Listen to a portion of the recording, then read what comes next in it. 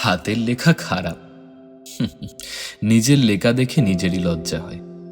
সেই লজ্জা নিবারণের জন্যই একটা বাংলা টাইপরাইটার কিনেছিলাম। হাতের কাছে গুড ফ্রাইডে ছুটি পেয়ে পুরীতে গিয়েছিলাম বেড়াতে। ইচ্ছে ছিল একটা বড় গল্প ওখানেই আরম্ভ করব, আর ওখান থেকেই একেবারে ছাপতে দেব। কাজেই সঙ্গে টাইপরাইটারটাও নিতে হয়েছিল। বেশ সুন্দর টাইপরাইটার, বেশ স্পষ্ট হরফ। সেই মুক্তোর মতন বাংলা হরফগুলো দেখে আমার মনটা ভারী খুশি হয়ে উঠত। আমি কয়েকদিন আহার নিদ্রা ত্যাগ করে রোজই তার হরফগুলো কাগজের উপর তুলে লাইনের পর লাইনের মালা গেঁথে চেয়ে চেয়ে দেখতাম আর তন্ময় হয়ে যেতাম। এমনই আমার নেশা চেপেছিল যে অনবরত ঠুকে ঠুকে কলটাকে প্রায় বিগড়ে তোলবার জো করেছিলাম। পুরীর সমুদ্র থেকে একটু দূরে আমার এক বন্ধুর একটি ছোট্ট বাড়ি আছে। আমি পুরীতে গেলেই সেখানে আড্ডা গাড়ি। এবারেও তার ব্যতিক্রম হয়নি। বাড়িখানা অনেক দিনের পুরনো, কিন্তু বন্ধুবর সেখানিকে মেজে ঘষে বেশ ঝকঝকে করে রেখেছেন। বাড়ির তত্ত্বাবধান করে এক উঁড়ে চাকর। বন্ধুবরের অতিথিরা কেউ গেলে সেই ঘরের দুয়ার খুলে দিয়ে তাদের অভ্যর্থনা করে। এছাড়া বাড়িতে আর কোনো লোক থাকে না।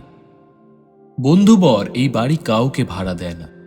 তিনি নিজেও খুবই অল্প সময় সেখানে গিয়ে থাকেন এবং আমার মতন দুটি একটি অন্তরঙ্গ বন্ধু অবরে সবরে সেই বাড়িতে প্রবেশ করবার অধিকার পায়। কাজেই বাড়িখানা প্রায় সব সময় বন্ধ হয়েই থাকে। বোধ হয় এই জন্যই আশেপাশের লোকেরা বাড়িখানাকে পোড়ো বাড়ি বলে। আগে ভাড়া নেবার জন্য অনেক খোঁজ আসত, কিন্তু এখন কেউ আর খোঁজ করে না, বলে ওটা হানা বাড়ি। আমি অনেকবার এ বাড়িতে এসেছি, কিন্তু বাড়িখানা যে হানা তার কোনো পরিচয় কখনো পাইনি। কিন্তু অনেকে নাকি পেয়েছে। তার গল্প মাঝে মাঝে আমার কানে আসত। আশেপাশের অভ্যক্তরা আমাকে সকালবেলা সেই বাড়ি থেকে বেরুতে দেখলে প্রায় খুব আগ্রহের সঙ্গে জিজ্ঞেস করতেন, হ্যাঁ মশাই, কিছু দেখলেন কি?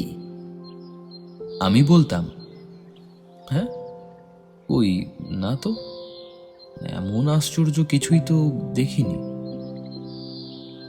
তারা আমার উত্তরে হতাশ হয়ে আড়ালে পরস্পরকে বলা বলি করতেন, খ্রিস্টান যে, ওরা কি ওসব দেখতে পাবে নাকি? আমি খ্রিস্টান হলাম কি করে বুঝতে পারতাম না। বোধহয় বাড়িতে মাঝে মাঝে মুরগির যেসব পালক উড়ত তারাই ওই খবর রটিয়েছে। বাড়িতে তিনখানি মাত্র ঘর। আমি দুখানি ব্যবহার করতাম। একখানি একেবারে আষ্টে পৃষ্ঠে বন্ধ থাকত। কোথাও এমন ফাঁক ছিল না যে দেখা যায় তার মধ্যে কি আছে। উড়ে চাকরটার মুখে শুনেছি সে ঘর কখনো খোলা হয় না, তার চাবিও তার কাছে থাকে না, এবং তার মধ্যে যে কি আছে তাও সে জানে না। বাড়িটাকে নয়, এই ঘরটাকে কেমন আমার হানা বলে মনে হতো। বাড়িটার আর দুখানি ঘর বেশ পরিষ্কার পরিচ্ছন্ন, চুনকাম করা, কিন্তু এই ঘরটার সামনে দাঁড়ালে বেশ বোঝা যেত যে অনেক দিন থেকে এর গায়ে সংস্কারের হাত পড়েনি। নোনা লেগে এর গায়ের বালি জায়গায় জায়গায় একেবারে খসে পড়ে ভেতরের ইঁটগুলি ঝরঝর হয়ে উঠেছে। দেখলে ঠিক মনে হতো যেন কোনো একটা ভীষণ জন্তু তার তীক্ষ্ণ দাঁত দিয়ে এর গায়ের মাংস স্থানে স্থানে খুবলে নিয়েছে। সেখানকার ঘাগুলো দগদগ করছে। রাত্রের অন্ধকারে হঠাৎ এই লাল লাল ক্ষতগুলোর দিকে তাকালে সর্বাঙ্গ কেমন চমকে উঠত। এই ঘরখানার এমন দুর্দশা কেন বুঝতে পারতাম না। বন্ধুবরকেও কোনোদিন জিজ্ঞেস করতে পারিনি। কেমন একটা সংকোচ হতো, মনে হতো যে এর সঙ্গে যে কথা জড়িত আছে তা যেন গোপনে চাপা থাকাই ভালো।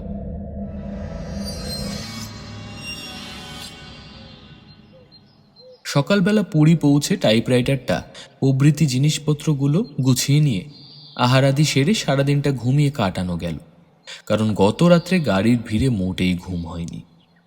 বিকেলে টাইপরাইটারটাকে খানিকক্ষণ হাতটা সড়গড় করে নিয়ে সন্ধ্যাবেলা সমুদ্রের ধারে একটু ঘুরে এসে রাত্রে গল্প লেখার আরম্ভ করা যাবে ভেবে বাড়ির থেকে বেরিয়ে পড়া গেল। সঙ্গে ইকমিক কুকার ছিল, তাতে ডাল চাল আর দুটো ডিম চাপিয়ে দিয়েছিলাম। ও আপনি তৈরি হয়ে থাকবে, ইচ্ছে মতন খাওয়া যাবে। বলা বাহুল্য বিদেশে চাকর বামুন নিয়ে যাবার সাধ্য আমার নেই। নিজের সব কাজ আমার নিজেকেই চালিয়ে নিতে হয়। সমুদ্রের ধার থেকে বেরিয়ে বাড়ি ফিরছি এমন সময় বিনোদের সঙ্গে দেখা। সে মাসখানিক হলো সপরিবারে পুরীতে এসে বাস করছে। বিনোদের সঙ্গে ছেলেবেলা থেকেই অনেক দিন একসঙ্গে কাটিয়েছি, তারপর অনেক দিন ছাড়াছাড়ি। সে এখন বিহারের কোন জায়গায় ডেপুটি ম্যাজিস্ট্রেটই করে। বিনোদ আমাকে দেখে উৎফুল্ল হয়ে উঠল, আমারও খুব আনন্দ হল। দুই বন্ধুতে গল্প করতে করতে আমরা অগ্রসর হতে লাগলাম। বিনোদ বলল, তোকে ছাড়তে ইচ্ছে করছে না, বাড়ি গিয়ে এখন করবি কি? আমার বাড়ি চল, দুই বন্ধুতে খানিকটা গল্প করা যাবে। হ্যাঁ, কি বলিস? অনেকদিন পরে দেখা বন্ধুর অনুরোধ, তার উপর তার সঙ্গ আমারও ছাড়তে ইচ্ছে করছিল না। কাজেই বিনোদের বাড়ির দিকে চলতে লাগলাম। গল্প লেখার আশায় কিছুক্ষণের জন্য বিসর্জন দিতে হলো। টাইপরাইটারটার গায়ে হাত বুলোনো আজ হবে না দেখছি। বিনোদের বাড়ি পৌঁছে দেখি একটা মহাভোজের আয়োজন লেগে গেছে। বাড়ির ছেলেরা গুড ফ্রাইডের উৎসবকে কালিয়া পোলাওয়ের গন্ধে আমোদিত করে তোলবার জন্য উঠে পড়ে লেগে গেছে। বিনোদ বলল, তাহলে তুই খেয়ে যা, অনেকদিন একসঙ্গে বসে দুই বন্ধুতে খাইনি। আমি বললাম, বেশ। ইকমিক কুকারে চড়ানো আমার ডাল ভাতটা নষ্ট হওয়ার কথা একবার মনে পড়ল, কিন্তু তাদের বড়লোক জ্ঞাতিদের সামনে সেই তুচ্ছ কথাটা তুলতে পারলাম না। খানিক বাদে বিনোদের চাকর 2 গ্লাস শরবত নিয়ে এসে হাজির। বিনোদ গ্লাসটা হাতে নিয়ে হাসতে হাসতে বলল, পশ্চিমে থাকি বলে এই খোটটাই শরবত খাওয়ার আমার কেমন অভ্যাস হয়ে গেছে যে সন্ধ্যাবেলায় 1 গ্লাস না হলে চলে না। তুইও খেয়ে দেখ, শরীরটা বেশ ভালো বোধ করবে। কি সুমিষ্ট সুগন্ধ শরবত! আমি প্রায় এক চুমুকেই গ্লাসটা শেষ করে ফেললাম। বিনোদ বলল, কেমন খেতে লাগলো? আমি বললাম, চমৎকার। সে বলল, খানিক বাদে আরো চমৎকার বোধ হবে, বেশ খিদে পাবে, শরীরে শরীরে বেশ স্ফূর্তি বোধ হবে। চমৎকার দাওয়াই। দুই বন্ধুতে বসে নানা সুখ দুঃখের গল্প চলতে লাগলো। বিনোদের চাকর এসে আলবোলাতে অম্বুরি তামাক দিয়ে গেল। আমার তামাক খাওয়ার অভ্যাস নেই। বিনোদ বারবার করে বলতে লাগলো, টেনে দেখো হে, বেশ লাগবে, কোনো ভয় নেই। তার পিড়াপিড়িতে নলটা তুলে নিয়ে ফুড়ুক ফুড়ুক করে টানতে শুরু করে দিলাম। প্রথমটা 2-1 বার একটু কাশি এলো, তারপর টানতে টানতে বেশ মিঠে লাগতে লাগলো।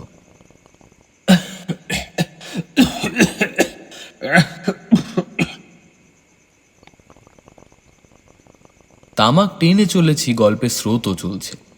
ছেলেবেলাকার এক কথা 100 বার বললেও যেন আঁশ মিটছে না। কেবলই মনে হচ্ছে আজ যেন কি আনন্দের দিন, কি আনন্দের। বিনোদের একটা কথাতে কখনো মনটা দুলে দুলে উঠছে, কখনো আবার হো হো করে হেসে উঠছে। বিনোদের সব কথাই ভালো লাগছে, সব কিছুতেই স্ফূর্তি হচ্ছে। বন্ধুর সঙ্গে অনেকদিন পরে দেখা কি না। বিনোদ বলল, খিদে বোধ করছিস কি? কিছু খাবি? বিনোদের প্রশ্নে হঠাৎ পেটের দিকে নজর পড়তেই দেখলাম খিদেটা বেশ চনচনে হয়ে উঠেছে।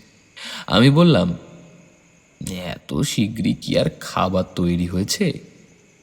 বিনোদ বলল, খাবারের এখন ঢের দেরি, তুই ততক্ষণ কিছু জলযোগ করে নে। এই বলে সেই বাড়ির ভেতরের দিকে চলে গেল।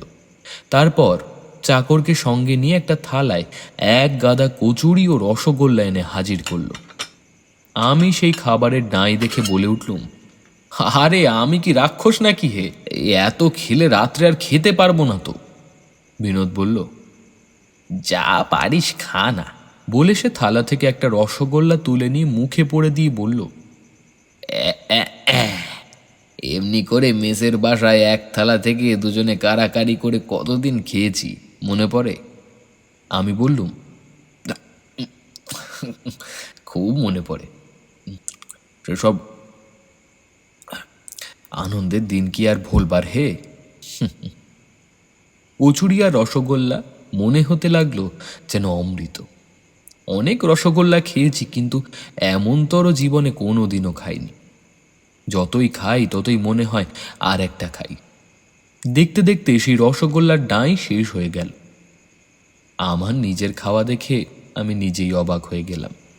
তবু যেন মনে হতে লাগলো যেমন পেটের খিদে ঠিক তেমনই আছে। এ কি ভেলকি নাকি? বিনোদ বলল, আজ ভারী একটা মজা হয়েছে। আমি হো হো করে হেসে উঠে বললুম, তাই নাকি? মজা এই কথাটা শুনেই আমার যতগুলো মজার কথা জানা ছিল যেন সবগুলো একসঙ্গে মনে পড়ল। কেবলই হাসি পেতে লাগলো। বিনোদ বিরক্ত হয়ে বলল, শোন না মজার কথাটা। আবার ওই মজা শুনেই আমার পেট থেকে খিল খিল করে হাসি বেরিয়ে আসলো। বিনোদের মজার কথাটা যে কি তা আর শোনা হলো না। বিনোদ আমার হাসির ছটা দেখে শেষে নিজেই হাসতে শুরু করে দিল।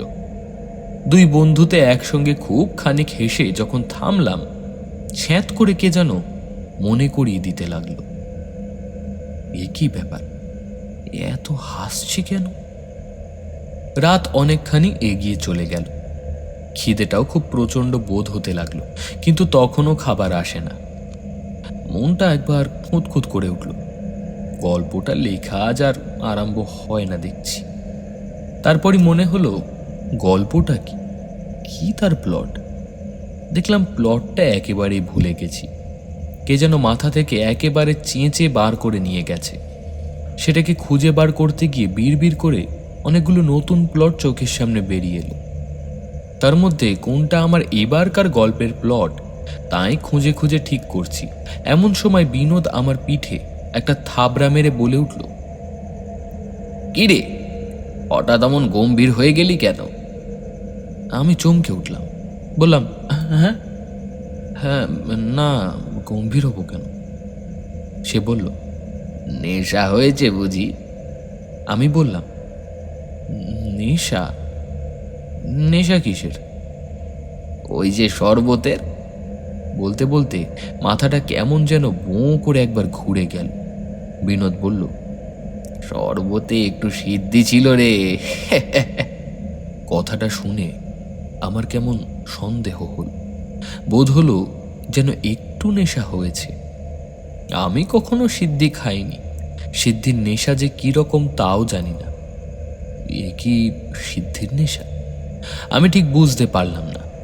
আমি যেমন মানুষ ঠিক তেমনই তো আছি, ঠিকঠাক কথা বলছি, তবে আমার নেশা কোথা থেকে হলো? এসব কথা ভাবছি, বিনোদ বলে উঠল, তুই বড্ড গম্ভীর হয়ে উঠছিস, নিশ্চয় তোর নেশা হয়েছে। কি ভাবছিস বলতো? আমি চেঁচিয়ে উঠে বললাম, ধুর, ভাবনার কিসের? বললাম বটে, কিন্তু সত্যি নানা রকমের আবোল তাবোল ভাবনা মাথার ভেতর ক্রমাগতই আসতে লাগলো। বিনোদ বলল, তবে বুঝি তোর খিদে পেয়েছে? আমি বললাম, হ্যাঁ তা ভাই পেয়েছে। বিনোদ বলল, রোশ, খাবার জায়গা করতে বলি। বলে সে উঠে গেল। আমি একলা বসে রইলাম। বসে বসে ভাবছি, হঠাৎ মনে হলো বিনোদ তো অনেকক্ষণ গেছে, বোধ হয় ঘন্টা দুই হবে, এখনো ফিরল না কেন? তবে কি আমায় খাবার দিতে ভুলে গেল নাকি? ওরা কি বাড়ি শুদ্ধ সবাই খেয়ে দিয়ে ঘুমিয়ে পড়ল? তাহলে এখন উপায়? আমি তবুও বসে বসে বিনোদের অপেক্ষা করতে লাগলাম, কিন্তু বিনোদ ফিরে এলো না। বসে বসে দেখতে লাগলাম ঘরে যে আলো জ্বলছে তার প্রদীপের তেল একটু একটু করে কমে আসছে। ক্রমে আলো মিটমিটে হয়ে আসতে লাগলো। এই নিভে যায় যায়, নিভে গেলেই তো একেবারে অন্ধকার হয়ে যাবে। সর্বনাশ! জানলা দিয়ে বাইরের দিকে চেয়ে দেখলাম ঘুঁট ঘুঁট করছে অন্ধকার। আকাশে একটুও আলো নেই। বোধ হয় মেঘ করেছে। না, মেঘই তো করেছে। বিনোদ ধাঁ করে এসে বলল, চল, খাবার তৈরি। খাবারের জায়গায় গিয়ে বসলাম। চব্যচস্য লেজ্জ পেয়েও নানা জাতীয় খাবার প্রস্তুত দেখে জিভে জল আসতে লাগলো। তার সুগন্ধটা নাকের ভেতর দিয়ে একেবারে পেটের মধ্যে প্রবেশ করে পাকস্থলীকে নানা ভঙ্গিতে নাচিয়ে তুলতে লাগলো। বিনোদ বলল, খিদেটা কেমন বোধ করছিস? আমি বললাম, খুব। সে বলল, দেখলি ঘোরটাই শরবতের গুণ। সত্যিই বটে, এত রাক্ষসে খিদে কখনো বোধ করিনি। এক মনে খেয়ে চলেছি, হঠাৎ মনে হলো চোরে যদি নতুন টাইপরাইটারটা চুরি করে নিয়ে যায়। বাড়িতে তো কেউ নেই, একটা সামান্য তালা দিয়ে দরজা বন্ধ করে এসেছি। সে তালা ভাঙতে কতক্ষণ? এই কথাটা মনে হতেই মাথার ভেতরে রক্তটা টনটন করে উঠল। অনেক সাধের এই টাইপরাইটারটি আমার, অনেক কষ্টে সংগ্রহ, তাকে বড় ভালোবাসি আমি। শেষে সেটা চুরি যাবে? এই কথাটা মনে হতেই আহারের সমস্ত স্বাদ যেন একেবারে চলে গেল। বিনোদ বলল, কিরে, হাত গুটিয়ে বসে রইলি কেন? আমি আবার খেতে শুরু করলাম বটে, কিন্তু তেমন উৎসাহ আর রইল না। ঘুরে ফিরে কেবলই টাইপরাইটারটার জন্য উৎকণ্ঠা মনের মধ্যে জাগতে লাগলো। মনে হতে লাগলো বিনোদের খাওয়ার পালা যেন আর ইহজন্মে শেষ হবে না। এখনো গেলে বোধহয় টাইপরাইটারটাকে চোরের হাত থেকে রক্ষা করা যায়, কিন্তু বিনোদ স্টুপিড কি তা হতে দেবে? সে খাবারের পর খাবারই আনছে, আর খাবারগুলো চিবোচ্ছে তো চিবোচ্ছেই, যেন আর গিলতেই পারে না। খেতে আমার আর মোটেই রুচি হলো না। আমি হাত গুটিয়ে নিয়ে বসলাম। বললাম, আমার উদরে আর তিল ধরানোর জায়গা নেই ভাই। বিনোদ তবুও খা খা করে আরও একটু খাওয়ালো। শেষে আমার পিড়াপিড়িতে খাওয়া শেষ করে বিনোদ যখন বলল, আর একটা চিলিম তামাক খেয়ে যা, আমি আর সে কথায় কর্ণপাত না করে বাড়ি থেকে হন হন করে বেরিয়ে পড়লাম। টাইপরাইটারের জন্য আমার মন ভারী ছটফট করছিল। একটু অগ্রসর হতেই দেখি একটা লোক একটা লণ্ঠন হাতে করে পিছন থেকে ছুটে এলো। অন্ধকার রাত্রি দেখে আমার জন্য বিনোদ আলো পাঠিয়ে দিয়েছে। কালো কালির মতন অন্ধকার রাত্রি, লণ্ঠনের আলোয় হাত দুই মাত্র জায়গা একটু দেখা যায়, আর বাকি সমস্ত পৃথিবীটা মিশে অন্ধকারে ডুবে আছে। মনে হতে লাগলো যেন সেই অন্ধকার সমুদ্র পেরিয়ে তবে বাড়ি পৌঁছাতে পারবো। চলেছি তো চলেছি, অনেকখানি চলে হঠাৎ দাঁড়িয়ে পড়ে মনে হলো এখনো বাড়ি পৌঁছালাম না কেন? বিনোদের বাড়ির থেকে আমাদের বাড়ি একরশি পথ তো নয়। চাকরটাকে জিজ্ঞেস করলাম, হ্যাঁ রে, পথ হারালাম নাকি? সে বলল, না বাবু, এই তো সোজা পথ, হারাবো কেন? আবার চলতে লাগলুম। কত দূর চলে গেল, পা দুটো যেন ভেঙে পড়তে লাগলো। তবুও বাড়ি পৌঁছলাম না। এ কি হলো? এইটুকু পথ আজ এতখানি হয়ে গেল কেমন করে? ভেবে যেন কিছুই ঠিক করতে পারছিলাম না। চাকরটাকে জিজ্ঞেস করতেও কেমন লজ্জা হতে লাগলো। কেবলই মনে হতে লাগলো আজ সারা রাত হেঁটেও বুঝি বাড়ি পৌঁছাতে পারবো না। কিন্তু কি আশ্চর্য, যেমন এই কথা মনে হওয়া অমনি চক্ষের নিমেষে কে যেন আমাকে শটান তুলে নিয়ে গিয়ে শোঁ শোঁ করে আকাশপথে উঠাতে লাগলো। কত উঁচুতে যে তুলে নিয়ে গেল তা বলতে পারি না। যেখানে নক্ষত্রগুলো আছে বোধহয় ততটা উঁচুতেই হবে। তারপরেই অতটা উঁচু থেকে আমায় টুপ করে ফেলে দিল। আমি ভোঁ ভোঁ করে ঘুরতে ঘুরতে নিচের দিকে পড়তে লাগলাম। যেমন মাটিতে এসে পা দিয়েছি অমনি বিনোদের চাকরটা লণ্ঠন উঁচু করে তুলে ধরে বলল, এই যে বাবু, আপনার বাড়ি। চেয়ে দেখি সত্যিই তো বাড়ি। আমি বাড়ি পেয়ে যেন ঘুরতে গেলাম। তাড়াতাড়ি চাবি খুলে ভেতরে ঢুকে পড়লাম। বিনোদের চাকরটা চলে গেল। অতখানি উঁচু থেকে পড়াতে আমার মাথাটা তখনও বো বো করে ঘুরছিল। আমি চোখে কানে যেন দেখতে পারছিলাম না। সেই জন্যে রোয়াকে উঠবার সিঁড়িটা কোথায় যে হারিয়ে গেল অনেকক্ষণ খুঁজে পেলাম না। তারপর হাতড়ে হাতড়ে সিঁড়ি বার করে রোয়াকে উঠলাম। এই রোয়াকে উঠে প্রথমেই সেই হানা ঘরটা, যাতে দিন রাত চাবি বন্ধ থাকে, সেইটাই সামনে পড়ে। আমি তার কাছেই আসতে মনে হলো দরজা যেন এতক্ষণ খোলা ছিল। আমি আসতে খুট করে কে বন্ধ করে দিয়েছে। বুকের ভেতরটা যেন একটা প্রচন্ড ধাক্কায় ধপ করে উঠল। আমি দরজার গায়ে হাত দিয়ে আস্তে আস্তে একবার ঠেললাম। দরজাটা ফুস করে খুলে গেল। এ কি ব্যাপার? যে দরজা আজ 10 বছর খোলা হয়নি, যাকে কেউ কখনো খুলতে দেখেনি, সেটা আজ হঠাৎ এভাবে খুলে গেল কেমন করে? আমি দাঁড়িয়ে দাঁড়িয়ে ভাবতে লাগলাম ঘরের মধ্যে প্রবেশ করব কিনা। গাটা কেমন ছমছম করতে লাগলো। পকেটে হাতড়ে দেখলাম একটা দেশলাইও নেই যে আলো জ্বালি। অন্ধকারে দরজাটার সামনে দাঁড়িয়ে ঘরের ভেতরটা দেখতে লাগলাম। ভালো করে কিছুই দেখা যাচ্ছিল না। সব জিনিসগুলো শুধু আবছায়ার মতন বোধ হচ্ছিল। এই চিরদিনের বদ্ধ ঘরের ভেতর না জানি কি অদ্ভুত জিনিস আছে, তাই দেখবার জন্য ভারী একটা কৌতূহল হচ্ছিল, অথচ ঢুকতে কেমন ভয়ও করছিল। কাজেই যেখানে দাঁড়িয়েছিলাম সেখানেই দাঁড়িয়ে দেখতে লাগলাম। দেখতে দেখতে অন্ধকারটা চোখে অনেকখানি সয়ে এলো।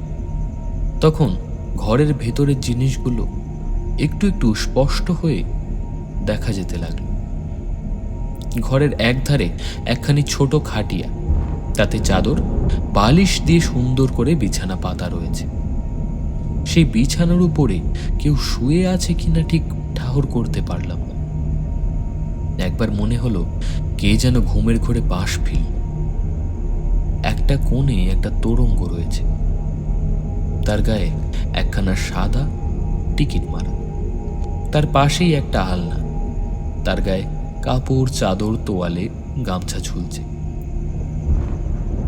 একটা আঁকড়িতে একটা ছাতা ও একটা লাঠি, নিচে এক জোড়া চটি জুতো।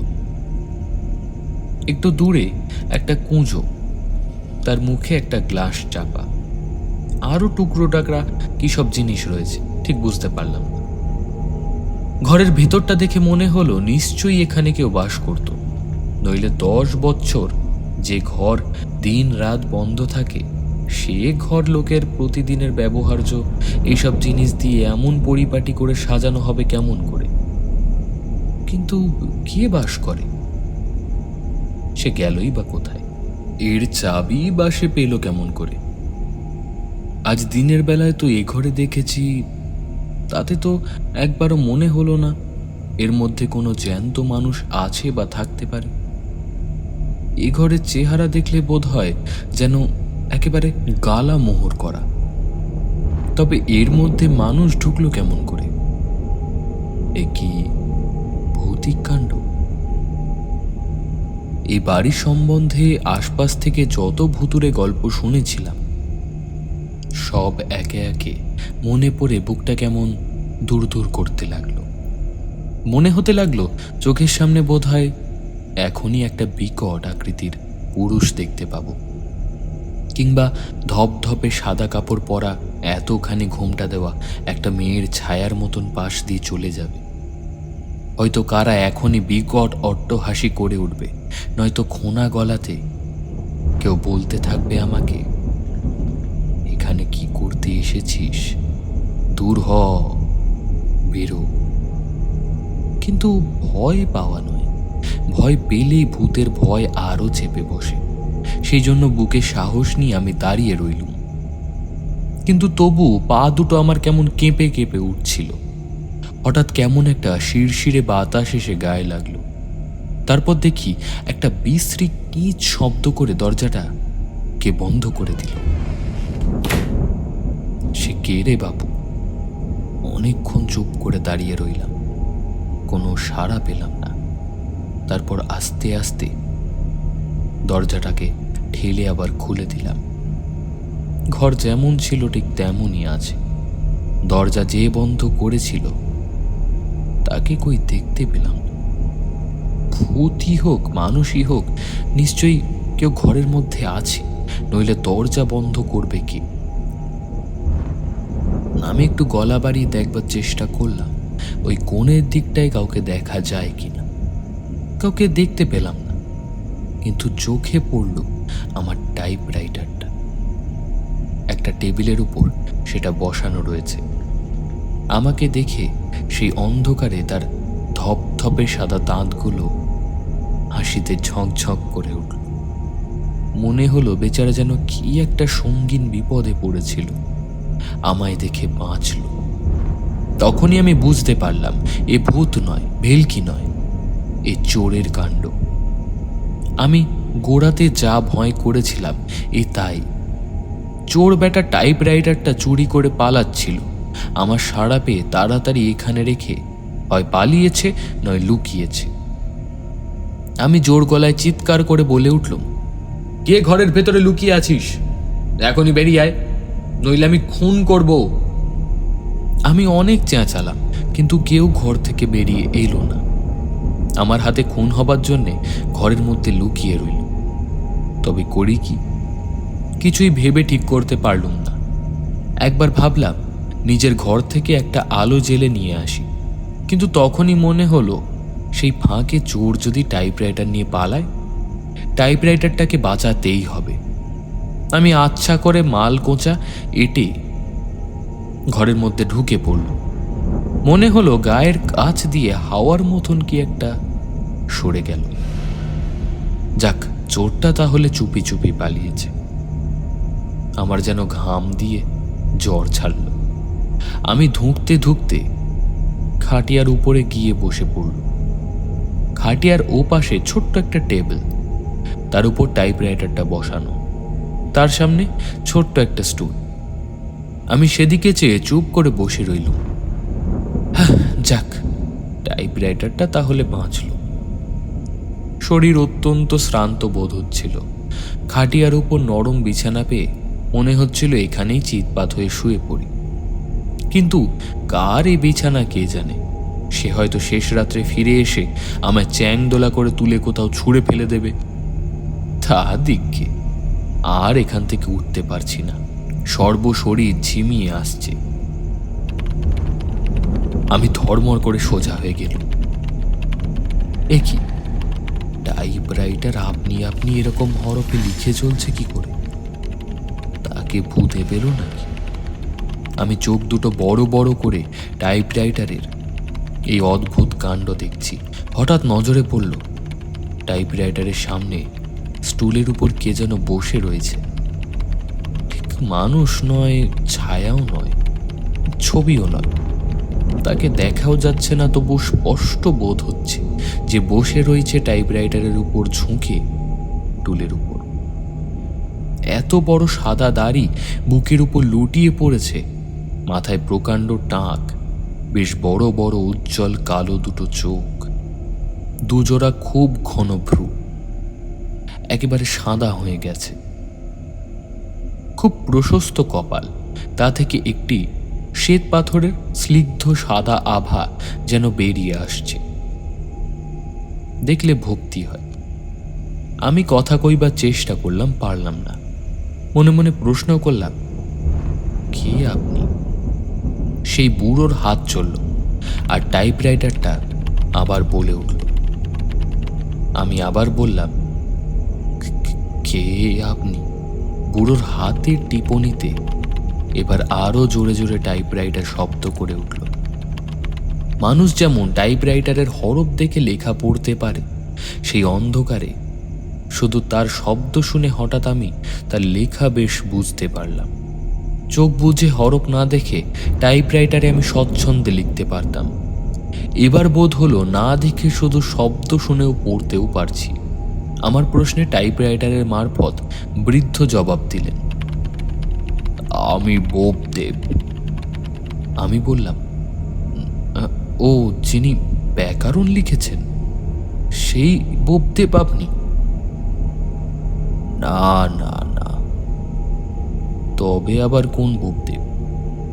তুমি লেখাপড়া শিখেছ, বোপদেবকে চেনো না? যিনি গল্প লেখকদের আদিম পুরুষ। আমি বললাম, বোপদেব ঠাকুর কি গল্প লিখেছেন? তুমি কথা শরীর সাগরের নাম শুনেছ? সে বোপদেবেরই লেখা। আমি বললাম, সে কি মশাই? সে যেন নাম আর কার লেখা শুনেছি।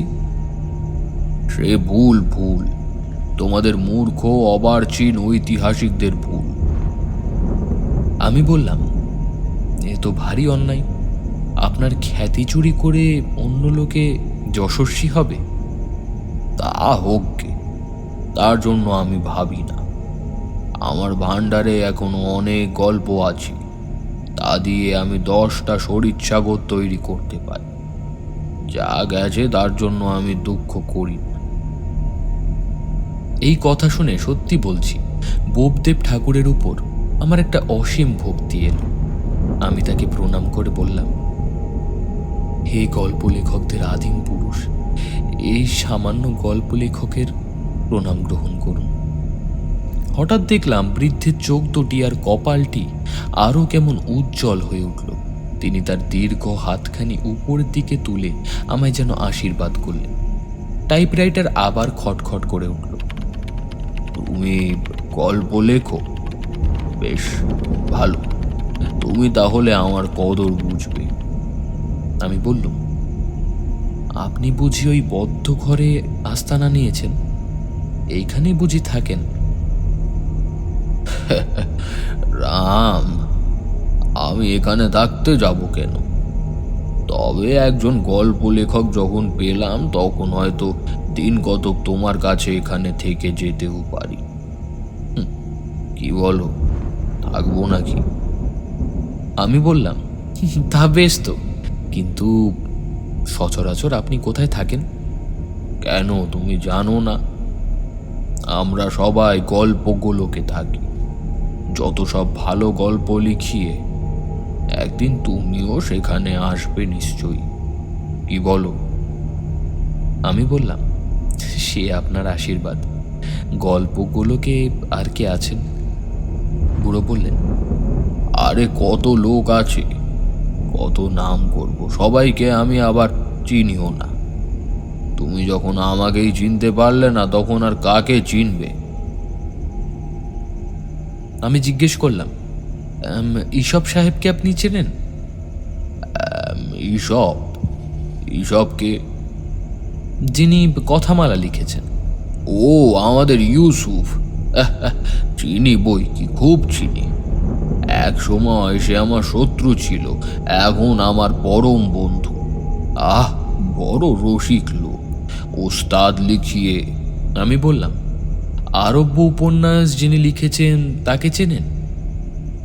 আরব্য উপন্যাস? আরবি গল্প? খাসা গল্প হে, খাসা গল্প।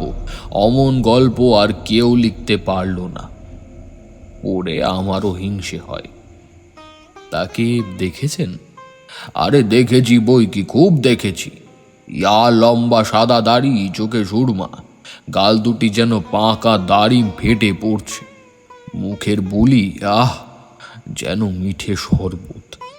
আর খোশ গল্প যা করতে জানেন। আমি বললাম, এখনকার গল্প লেখকদের মধ্যে কারোর সঙ্গে আপনার আলাপ হয়নি?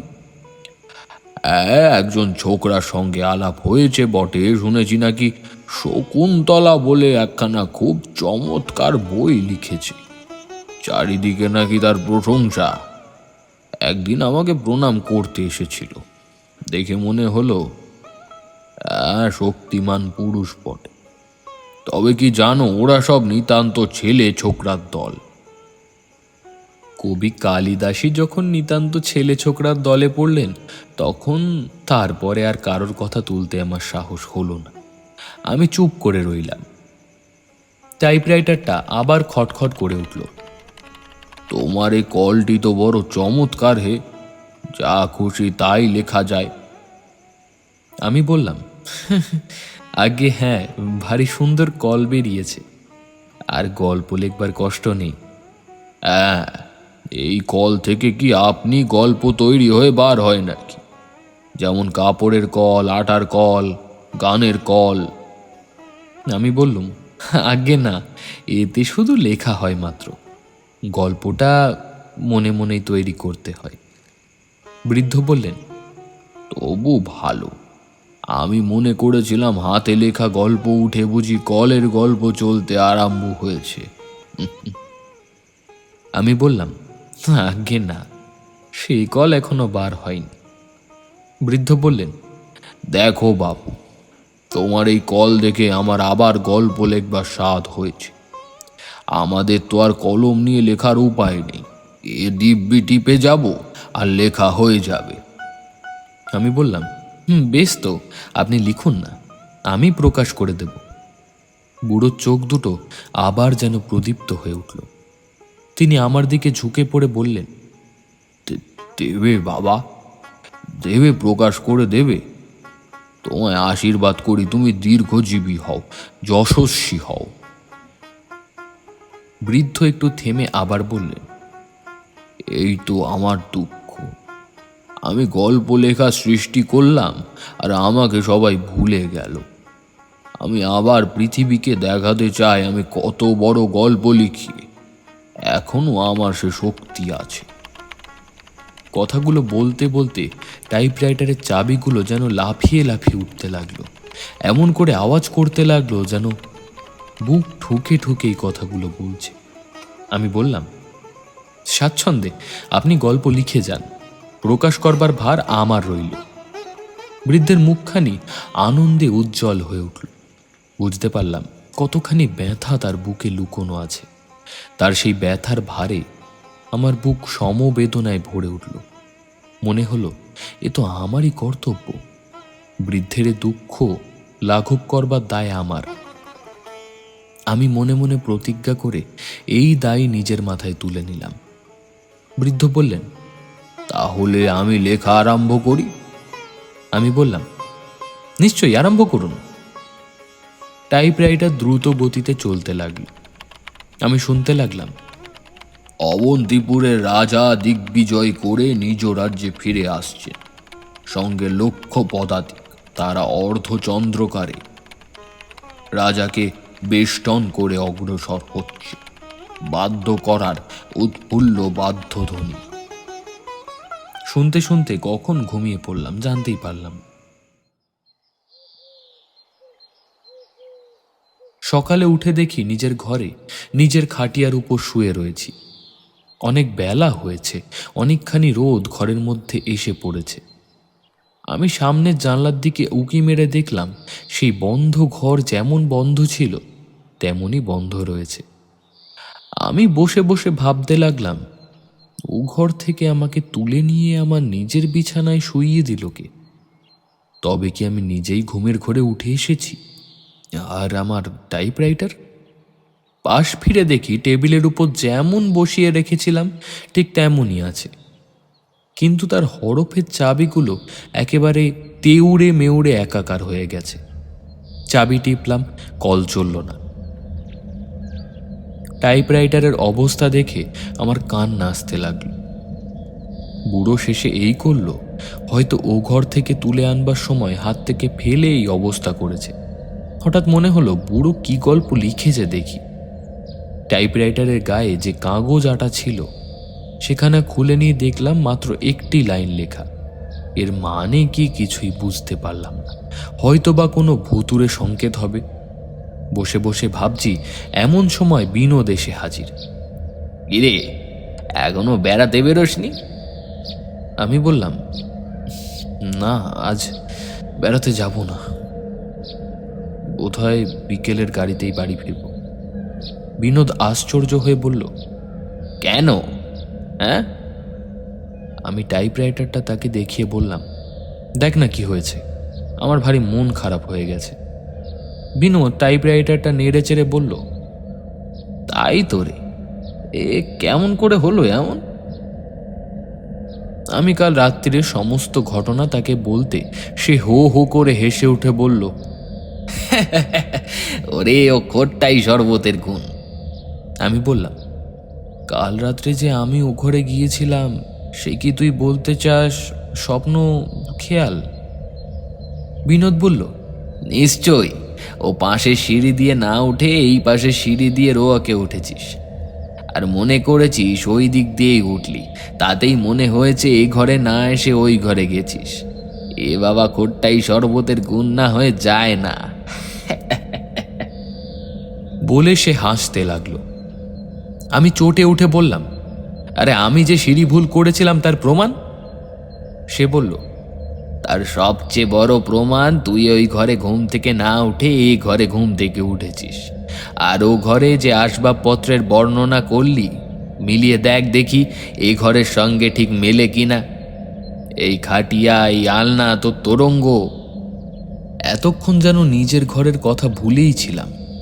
বিনোদ দেখিয়ে দিতে মনে হলো জিনিসগুলো মিলে বটে, কিন্তু ও ঘরেও যে এমনই জিনিস নেই তার প্রমাণ কি? বিনোদ বলল, প্রমাণ করে দিতে পারি, যদি ও ঘরের চাবিটা কোনো রকমে খোলা যায়। আমি বললাম, আর এই টাইপরাইটার এর এমন অবস্থা হলো কি করে? দেখছিস না, বুড়ো বেটা আনাড়ি হাতে টিপে টিপে এর দফা রফা করে দিয়েছে। বিনোদ গম্ভীর মুখে আর একবার টাইপরাইটারটার দিকে এগিয়ে গেল। ঠিক সেই সময় টেবিলের নিচ থেকে একটা মস্ত সাদা বেড়াল হাই তুলে পালালো। বিনোদ নেড়ে চেড়ে টাইপরাইটারটাকে পরীক্ষা করতে লাগলো। খানিক পরেই বলল, এই হয়েছে, দেখ, এই হয়েছে, দেখ, চাবির গায়ে বেড়ালের রোঁয়া সব জড়িয়ে রয়েছে। এ ওই বিড়ালেরই কাজ। ও টাইপরাইটারে চাবি নিয়ে খেলা করেছে, আর তুই বোপদেবের খেয়াল দেখেছিস।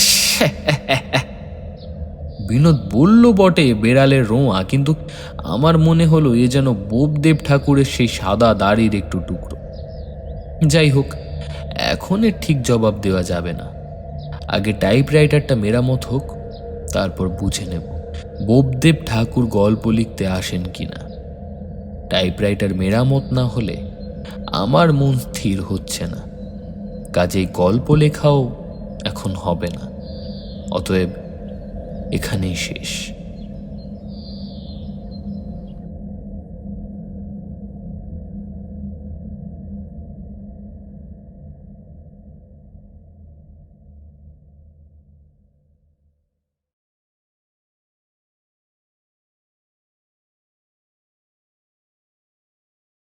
নমস্কার, রাজদেবী 2.0 তে আজকে আপনারা শুনছিলেন একটি ভিন্ন স্বাদের গল্প। শ্রী মণিলাল গঙ্গোপাধ্যায়ের কলমে খোট্টাই শরবত গল্প অবলম্বনে পুরীর সেই রাত। গল্পটি আপনাদের কেমন লাগলো জানাতে ভুলবেন না আপনাদের মূল্যবান কমেন্টের মাধ্যমে। আর যদি খুব ভালো লেগে থাকে গল্পটিকে লাইক করে এবং আমাদের চ্যানেলটিকে সাবস্ক্রাইব করতে ভুলবেন না, এবং আপনাদের পরিচিত মহলে আমাদের ভিডিওগুলিকে অবশ্যই শেয়ার করবেন। আপনারা যদি চান যে আমরা আরও নতুন নতুন এবং বিভিন্ন স্বাদের গল্প আনতে থাকি এই চ্যানেলে, তাহলে অবশ্যই আমাদের ডেসক্রিপশন বক্সে দেওয়া ইউপিআই আইডিতে আমাদের সাহায্য পাঠাতে পারেন। আজকের গল্পটি সমগ্র পরিচালনায় ছিল দেবীয়ন্ত্রী দাস, শব্দ সংযোজন আবহ এবং প্রচ্ছদে দাস স্টুডিও, এবং গল্প পাঠে ছিলাম আমি, সন্তু। দেখা হচ্ছে আরও একটি নতুন গল্পের সাথে খুব শীঘ্রই। ততদিন সঙ্গে থাকুন এবং শুনতে থাকুন রাজদেবী প্রোডাকশন এবং রাজদেবী 2.0।